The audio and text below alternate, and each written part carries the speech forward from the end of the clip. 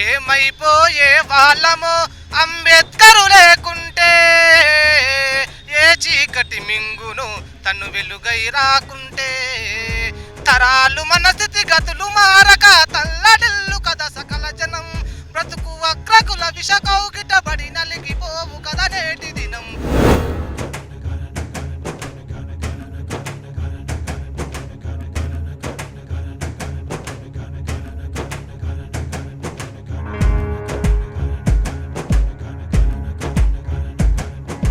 తెలంగాణ రాష్ట్రంలో జనాభా దామాషా ప్రకారం ఎస్సీల రిజర్వేషన్ 20% పెంచాలని నేను కేంద్ర ప్రభుత్వాన్ని డిమాండ్ చేస్తున్నా. అదేవిధంగా రాష్ట్ర ప్రభుత్వాన్ని అడుగుతున్నాం, విజ్ఞప్తి చేస్తున్నాం.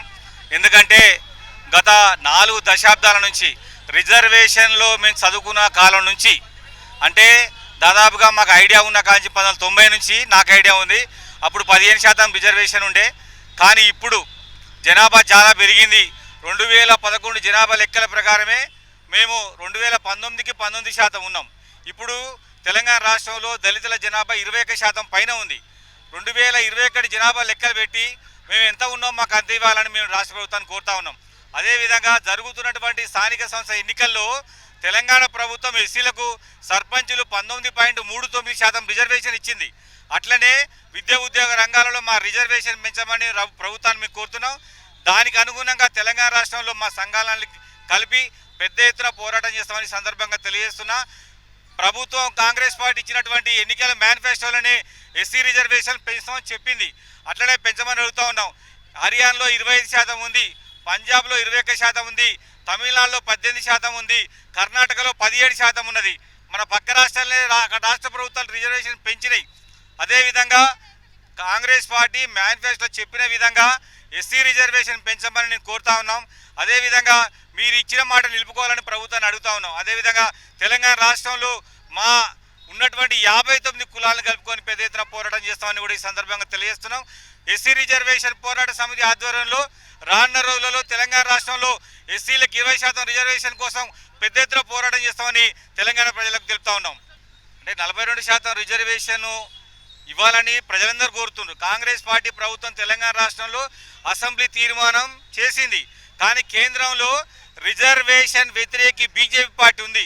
తెలంగాణ అసెంబ్లీ 42% రిజర్వేషన్ మీద అసెంబ్లీలో చట్టం చేసినాక, తీర్మానం చేసినాక చట్టం చేయాల్సిన బాధ్యత బీజేపీదే. బీజేపీకి తెలంగాణ రాష్ట్రంలో 8 మంది పార్లమెంట్ సభ్యులు ఉన్నారు. చేతగాని వాళ్ళు, చేవలేని వాళ్ళు, వాళ్ళందరిపై ఢిల్లీలో కొట్లాడాలి. ఇక్కడ ఉద్యమం చేస్తుంటే, ఇక్కడ మనుషులు చనిపోతుంటే కూడా పట్టించుకోకుండా బీజేపీ పార్టీకి ఉన్న వాళ్ళు రాజీనామా చేసి మోడీ దగ్గర మాట్లాడితే ఖచ్చితంగా మనకు తెలంగాణ రాష్ట్రంలో బీసీలకు 42% రిజర్వేషన్ వస్తుంది. నిన్న చనిపోయినటువంటి చారి కేవలం బీజేపీ రిజర్వేషన్ వ్యతిరేకి వల్లనే చనిపోయింది ఆయన. ఎందుకంటే కేంద్రం ఇవ్వాలి, ఇది కేంద్రం ఇవ్వలేదు. కాబట్టి కేంద్రం బాధ్యత అది. బీసీలకు 42% రిజర్వేషన్ ఇచ్చేది కూడా బీజేపీ బాధ్యత. బీజేపీ నిర్లక్ష్యం వల్లనే నిన్న సాయి చారి చనిపోయడం జరిగింది. కాబట్టి వెంటనే కేంద్ర ప్రభుత్వం స్పందించి తెలంగాణ రాష్ట్రంలో బీసీలకు 42% రిజర్వేషన్ ఇవ్వాలని మేము డిమాండ్ చేస్తా ఉన్నాం. వాళ్ళ పోరాటం న్యాయమైనది. 50 పైనే ఉన్నారు వాళ్ళు, కానీ వాళ్ళు 42 అడుగుతున్నారు. ఎందుకంటే రిజర్వేషన్ 69% దాటొద్దు. నిన్ననే ఛత్తీస్గఢ్ రాష్ట్రంలో 74% రిజర్వేషన్ ఇచ్చి మొత్తం ప్రజలకి, 32% ఎస్టీలకి, 13% ఎస్సీలకి, అదేవిధంగా 36% కనుక బీసీలకు ఇచ్చారు. తెలంగాణ రాష్ట్రంలో ఖచ్చితంగా బీసీలకు 42% రిజర్వేషన్ ఇవ్వాలి, ఎస్సీలకు 20% రిజర్వేషన్ పెంచాలని మేము ప్రభుత్వాన్ని కోరుతా ఉన్నాం. బాబాసాహెబ్ అంబేద్కర్ రచించినటువంటి రాజ్యాంగాన్ని వాళ్ళు కించపరచడానికి చేస్తున్నటువంటి పొలిటికల్ పార్టీకి మనం ఇక్కడ జై భీమ్ అన్నట్టే కాదు, యావత్ భారతదేశం లోపల ఈ యొక్క రాజ్యాంగాన్ని మార్చడానికి, రాజ్యాంగాన్ని చేయడానికి ఏదన్నా చేసినట్టయితే పెద్ద ఎత్తున సంఘటితమై ఆ పొలిటికల్ పార్టీకి భూస్థాపితం చేయవలసిన అవసరం వచ్చింది.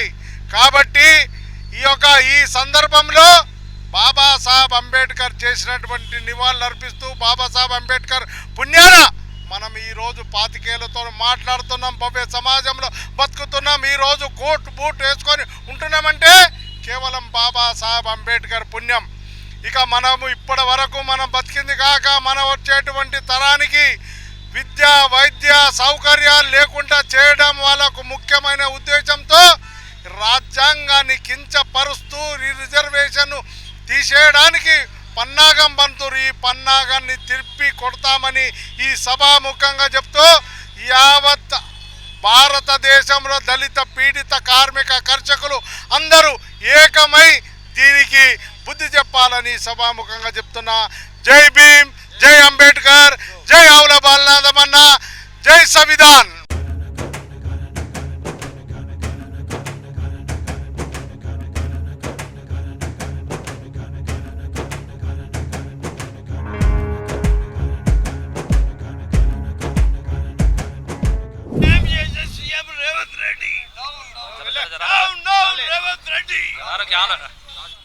అందరికీ జై భీమ్. ముఖ్యంగా నా గ్రేటర్ హైదరాబాద్లో ఉన్నటువంటి ప్రజానీకానికి మా తెలంగాణ రాష్ట్ర మాల సంఘాల జేఏసీ మీకు విన్నపం చేస్తూ ఉన్నది.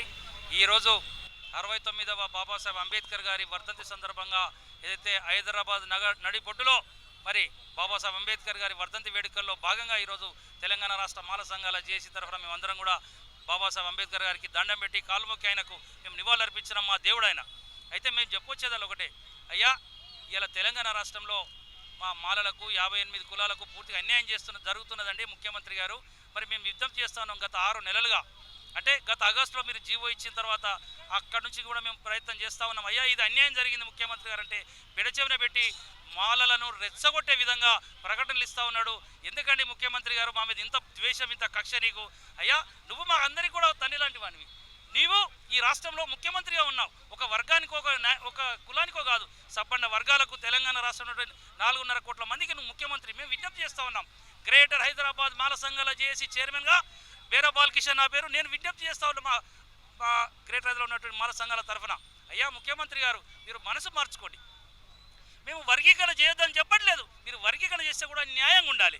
వర్గీకరణ ద్వారా మిగతా కులాలకు అన్యాయం జరగొద్దని విజ్ఞప్తి చేస్తా ఉన్నాం. ముఖ్యమంత్రి గారు మీరు వెంటనే ఎస్సీ వర్గీకరణ సవరణ చట్టాన్ని అసెంబ్లీలో ప్రవేశపెట్టండి. మరి అన్ని కులాలకు న్యాయం జరిగే విధంగా ప్రయత్నం చేయండి. అన్ని పార్టీలు కూడా మద్దతు ఇస్తాయని చెప్పి మేము వెళ్ళినప్పుడు అందరూ కూడా కాంగ్రెస్, బీజేపీ, తీర్మార్ మల్లన్న గారు, ప్రొఫెసర్ కోదండరామ్ గారు, మరి ఎవరైతే ఉన్నారో అందరూ కూడా చెప్పినారు. మేము కూడా విజ్ఞప్తి చేస్తూ ఉన్నాం. ఇలా తెలంగాణ రాష్ట్రంలో మంత్రులుగా ఉన్నటువంటి మా పెద్దలు వివేకన్న గారు, బట్టేన గారు, అదేవిధంగా గడ్డం ప్రసాద్ గారు, మీరు ఈ ముఖ్యమంత్రి మీద ఒత్తిడి తీసుకురండి. మీరు ముఖ్యమంత్రి గారి మీద ఒత్తిడి తీసుకొచ్చి మన 30 లక్షల మందికి పైన ఉన్న మాలల కోసం పోరాడితే చరిత్రలో మిగిలిపోతారు, అంబేద్కర్ లాగా మిగిలిపోతారు. కానీ మంత్రులు ఈ పదవులన్నీ కూడా శాశ్వత కాదని చెప్పి మీ ఈ ముగ్గురు నాయకులు కూడా విజ్ఞప్తి చేస్తూ ఉన్నాం. ఎమ్మెల్యేలు కూడా ఈ ముఖ్యమంత్రి గారి మీద మరి ఒత్తిడి తీసుకురండి. మన మాల సమాజం అంతరించిపోతూ ఉన్నది. మరి మన వాళ్ళందరూ కూడా రిజర్వేషన్ లేకుండా పోతూ ఉన్నాయి. ముఖ్యమంత్రి గారు ఇప్పుడైనా కొంత ఓష్లకు రండి. మీరు కొంత మాలోళ్ళు ఉన్నారయ్యా, మాలోళ్ళు కూడా రాజకీయాలు చేయగలుగుతారు. మాలోళ్ళతో మీరు పెట్టుకుంటే కొంత ఇబ్బంది జరుగుతుంది అన్నమాట మీ అందరూ కూడా తెలుసని ముఖ్యమంత్రి గారికి తెలంగాణ రాష్ట్ర మాల సంఘాలు జేసీగా వేడుకుంటా ఉన్నాం. అవసరం అనుకుంటే యుద్ధం చేయడానికి కూడా మేము సిద్ధంగా ఉన్నామనే మాట. మరి ఎస్సీ వర్గీకరణ సవరణ చట్టాన్ని అసెంబ్లీలో ప్రవేశపెట్టి 59 కులాలకు న్యాయం చేసే వరకు కూడా పోరాడతామని చెప్పి గ్రేటర్ హైదరాబాద్ మాల సంఘాల జేసీగా విజ్ఞప్తి చేస్తా ఉన్నాం. జై మాల. భారత రాజ్యాంగ నిర్మాత, సామాజిక విప్లవ స్ఫూర్తి ప్రదాత డాక్టర్ బాబాసాహెబ్ అంబేద్కర్ 69వ వర్ధంతి సందర్భంగా ఈ దేశం యావత్తు ప్రతినబూనాల్సినటువంటి అవసరం ఉంది. కేంద్రంలో 12 సంవత్సరాల బీజేపీ సర్కార్, ఆర్ఎస్ఎస్ కనుసన్నల్లో నడుస్తున్నటువంటి బీజేపీ సర్కార్ దేశంలో మెజారిటీ ప్రజలకు వ్యతిరేకమైనటువంటి విధానాలు అవలంబిస్తున్నది. దేశంలో కోట్లాది మంది కార్మికులకు సంబంధించినటువంటి 29 కార్మిక చట్టాలని రద్దు చేసి 4 లేబర్ కోడ్లను అమలు చేయబోతున్నది.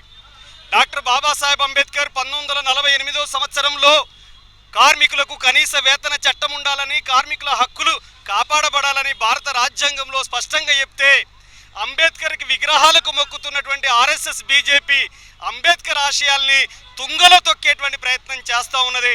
అందుకనే దేశంలో కోట్లాది మంది కార్మిక వర్గం ఆర్ఎస్ఎస్ కనుసన్నల్లోని బీజేపీకి వ్యతిరేకంగా పోట్లాడడం ద్వారా డాక్టర్ బాబాసాహెబ్ అంబేద్కర్కు ఘన నివాళులు అర్పించిన వాళ్ళం అవుతాం. ఈరోజు దేశంలో దళితుల పైన దాడులు, దౌర్జన్యాలు 12 ఏళ్ల కాలంలో 6,46,318 సంఘటనలు జరిగినాయి. అంటే 12 ఏళ్ల కాలంలో మీరు లెక్క తీస్తే ఏడాదికి 1,20,000 దౌర్జన్యాలు దళితుల పైన జరుగుతున్నాయి. అంటే బీజేపీ పాలిత రాష్ట్రాలైనటువంటి ఉత్తరప్రదేశ్, గుజరాత్, మధ్యప్రదేశ్ ఇట్లాంటి రాష్ట్రాలలో అత్యధికంగా దాడులు, దౌర్జన్యాలు కొనసాగుతున్నటువంటి పరిస్థితి ఉంది. అదేవిధంగా బాబాసాహెబ్ అంబేద్కర్ రాసినటువంటి భారత రాజ్యాంగాన్ని తూట్లు పడిచేటువంటి పని చేస్తూ ఉన్నది బీజేపీ సర్కార్. ఈరోజు ఈ రాజ్యాంగం పనికిరాదని ఆర్ఎస్ఎస్ 1925లో ఏర్పడ్డప్పుడే చెప్పింది. ఈరోజు అది అమలు చేస్తూ ఉంది. మాకు 400 సీట్లు ఇవ్వండి, మేము ఈరోజు భారత రాజ్యాంగాన్ని బాజాప్తా మారుస్తామని చెప్పేసి ఆ రోజు చెప్పారు. ఈరోజు రాజ్యాంగ పునాదుల్ని, రాజ్యాంగ యొక్క మూల స్తంభాల్ని ఒక్కొక్కటిగా నలిపేస్తున్నటువంటి పరిస్థితి ఉంది. మీ అందరూ తెలుసు, లౌకిక ప్రజాస్వామ్యాన్ని బీజేపీ సర్కార్ కూనీ చేసింది. అదేవిధంగా సెక్యులరిజాన్ని లేకుండా చేసింది. ఈరోజు ఫెడరల్ సిస్టాన్ని లేకుండా చేసింది. సామాజిక న్యాయం అనేది ఈరోజు అంటరాని దానిగా చూస్తున్నటువంటి పరిస్థితి ఉంది. బీజేపీ పాలిత రాష్ట్రాల్లో జరుగుతున్నది ఏమిటి? దళితులకు రక్షణ ఉందా? బీజేపీ పాలిత రాష్ట్రాల్లో ఏం జరుగుతుంది? మహిళలకు రక్షణ ఉందా? ఈరోజు ఈ రాజ్యాంగం మనుగడ సాధించే అవకాశం ఉందా? అందుకనే బీజేపీ ఆర్ఎస్ఎస్ నేతలకి ఒకవైపు అంబేద్కర్ విగ్రహాలకు మొక్కుతున్నారు, మరొక వైపు అంబేద్కర్ ఆశయాల్ని తొక్కుతున్నారు. కాబట్టి దీనికి వ్యతిరేకంగా యావత్ ప్రజానీకం సన్నద్ధం కావాల్సినటువంటి అవసరం ఉంది. ఈరోజు మనం ఒక మాట ఆలోచించాల్సినటువంటి అవసరం మన కళ్ళ ముందే కనబడుతోంది. మహిళల పైన దౌర్జన్యాలు చేయటంలో, గ్యాంగ్ రేపులు జరగటంలో కూడా బీజేపీ పాలిత రాష్ట్రమైనటువంటి ఉత్తరప్రదేశ్ దేశంలో నెంబర్ 1 స్థానంలో ఉంది. అంటే బీజేపీ పరిపాలన ఎవరి తరఫున నిలబడుతుంది? ఆదాని అంబానీ సైడ్ నిలబడుతుంది. బాబాసాహెబ్ అంబేద్కర్ ఏం చెప్పిండు?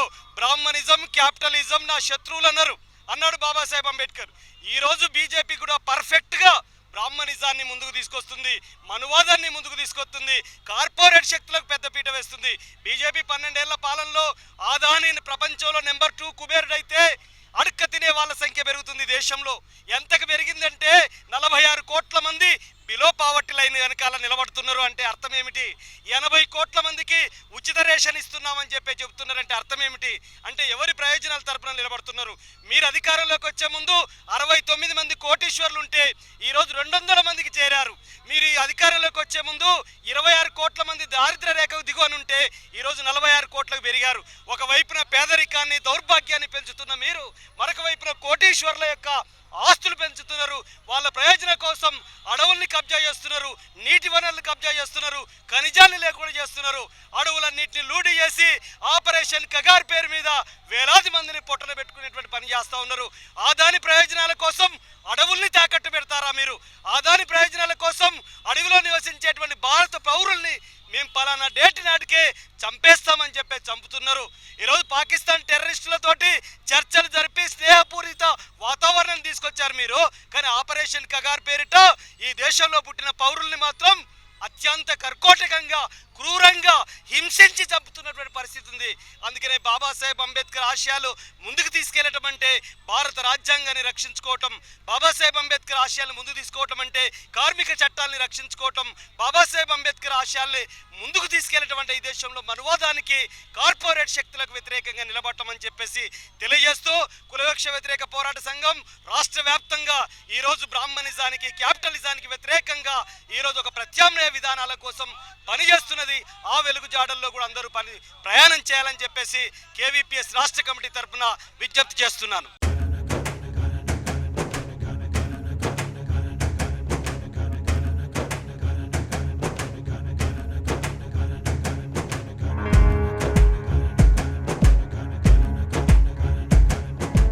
ఈరోజు డాక్టర్ బాబాసాహెబ్ అంబేద్కర్ గారి యొక్క మరి 69వ వర్ధంతి సందర్భంగా వారికి తెలంగాణ రాష్ట్ర మాల సంఘాల జేఏసీ ఆధ్వర్యంలో ఘన నివాళులు అర్పించడం జరిగింది. మరి ఎందుకంటే ఈ దేశంలో, ఈ రాష్ట్రంలో ఉన్నటువంటి అన్ని వర్గాల ప్రజలకు హక్కులు, రిజర్వేషన్లు కల్పించినటువంటి మహానుభావులు డాక్టర్ బాబాసాహెబ్ అంబేద్కర్ గారు. మరి అంబేద్కర్ గారు అందరివాడు, ఒక్కరివాడు కాదు. మరి సమాజంలో ఉన్నటువంటి మిగతా వాళ్ళందరూ కూడా అంబేద్కర్ ఎస్టీలకు కాదు పరిమితము. మరి అన్ని వర్గాల ప్రజలు కూడా హక్కును చేర్చుకొని వారి యొక్క సిద్ధాంతాలను, వారు ఇచ్చినటువంటి రిజర్వేషన్లను, హక్కులను కాపాడుకుంటూ భారత రాజ్యాంగాన్ని కాపాడుకుంటూ ముందుకు వెళ్ళవలసిన బాధ్యత మన అందరి మీద ఉన్నదని చెప్పి సందర్భంగా గుర్తు చేస్తా ఉన్నాను. మరి డాక్టర్ బాబాసాహెబ్ అంబేద్కర్ గారు షెడ్యూల్ కులాలకు రిజర్వేషన్లు కల్పించినటువంటి మహానుభావులు. మరి ఈరోజు తెలంగాణ రాష్ట్రం కోసము మరి మాలలు మరి కాంగ్రెస్ పార్టీని భుజాన వేసుకొని మరి కాంగ్రెస్ పార్టీని అధికారంలోకి తీసుకొచ్చినటువంటి ఘనత మరి మాలలకు ఉన్నది. ఈ రోజు మరి తెలంగాణ రాష్ట్రంలో ఎస్సీల రిజర్వేషన్ల వర్గీకరణ చట్టాన్ని తీసుకొచ్చి మరి మాలలకు తీవ్ర అన్యాయం చేసినటువంటి కాంగ్రెస్ పార్టీ రేవంత్ రెడ్డి గారి యొక్క వైఖరికి మేము నిరసనగా వారికి హెచ్చరిస్తా ఉన్నాం. ఎందుకంటే ఈ రోజు తెలంగాణ రాష్ట్రంలో మరి ఎస్సీ వర్గీకరణ చేసి మరి ఇక్కడ ఉన్నటువంటి మరి మాల అనుబంధ 26 కులాలకు తీవ్ర నష్టం జరుగుతుంది. విద్యార్థులకు చదువుకుందామంటే సీట్లు వస్తలేవు, మరి ఉద్యోగులకు ప్రమోషన్ లేవు, మరి మాల సమాజానికి రిజర్వేషన్ లేకుండా మరి మాలల యొక్క గొంతును కోసినటువంటి రేవంత్ రెడ్డి యొక్క వైఖరి మార్చుకోవాలని చెప్పేసి మేము డిమాండ్ చేస్తా ఉన్నాం. ఎందుకంటే మరి తెలంగాణ రాష్ట్రంలో అత్యంత వెనుకబడ్డది ఎవరంటే అది మాల సామాజిక వర్గం. ఈ రోజు చూసినట్లయితే మనకు శాతవాహన యూనివర్సిటీలో 35 సీట్లు ఉంటే ఒక్క సీటు కూడా మాలకు రాకుండా పోయింది. అదేవిధంగా శాతవాహన యూనివర్సిటీలో అసిస్టెంట్ ప్రొఫెసర్ డెంటల్లో మరి డెంటల్ సర్జన్లో ఉన్నటువంటి అసిస్టెంట్ ప్రొఫెసర్లు 38 పోస్టులు ఉంటే మరి ఒక్క పోస్ట్ రావడం జరిగింది. అది మాదిగలకు 7 పోస్టులు వచ్చినవి. మరి అదేవిధంగా మనకు ఏదైతే ఆర్టీసీలో ఉన్నటువంటి 1000 ఉద్యోగాలు వస్తే మాకు 28 వచ్చినవి. మరి ఏదైతే మా సోదరులు మాదిగలు ఉన్నారో వాళ్లకు 89 వచ్చినవి. మరి ఉపకులాలకు 31 వచ్చినవి. అదేవిధంగా నిన్న కాక మొన్న పోలీస్ డిపార్ట్మెంట్లో 60 ఉద్యోగాలు పడితే 60 ఉద్యోగాల్లో మాకు ఒక్కటి కూడా రాలే. ఓసీలకు 28, బీసీలకు 9, మరి ఎస్సీలో ఉన్నటువంటి గ్రూప్ 1 వాళ్ళకు 3, అదేవిధంగా గ్రూప్ 2లో ఉన్నటువంటి మాదిగలకు 12, ఎస్టీలకు 2, ఈడబ్ల్యూఎస్ వాళ్ళకు 4 ఈ విధంగా రావడం జరిగింది. మాకు తెలంగాణ రాష్ట్రంలో మరి మాలలకు ఎస్సీ రిజర్వేషన్ లేకుండా మొత్తం కూడా మాల యొక్క గొంతును కోసినటువంటి రేవంత్ రెడ్డి యొక్క వైఖరి మార్చుకోవాలి. రేవంత్ రెడ్డిని మరి భూస్థాపన చేస్తాము. ఏదైతే కాంగ్రెస్ పార్టీ ఉందో ఆ కాంగ్రెస్ పార్టీ తెలంగాణ లేకుండా మేము భూస్థాపన చేస్తామని చెప్పేసి ఈ సందర్భంగా మేము గుర్తు చేస్తా ఉన్నాం.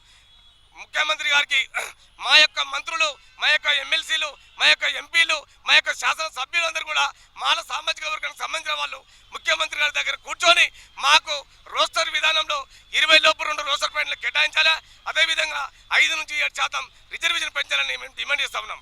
జై భీమ్. ఈరోజు డాక్టర్ బిఆర్ అంబేద్కర్ గారి వర్ధంతి కార్యక్రమము. ఈ కార్యక్రమాన్ని పురస్కరించుకొని లోయర్ ట్యాంక్ బండ్లో ఉండేటువంటి అంబేద్కర్ గారి విగ్రహానికి మా అన్నగారు పిడమర్తి రవణ గారి ఆధ్వర్యంలో పూలమాలను అలంకరించి బీసీ రిజర్వేషన్ల గురించి రవణ చాలా చక్కగా చెప్పిండు.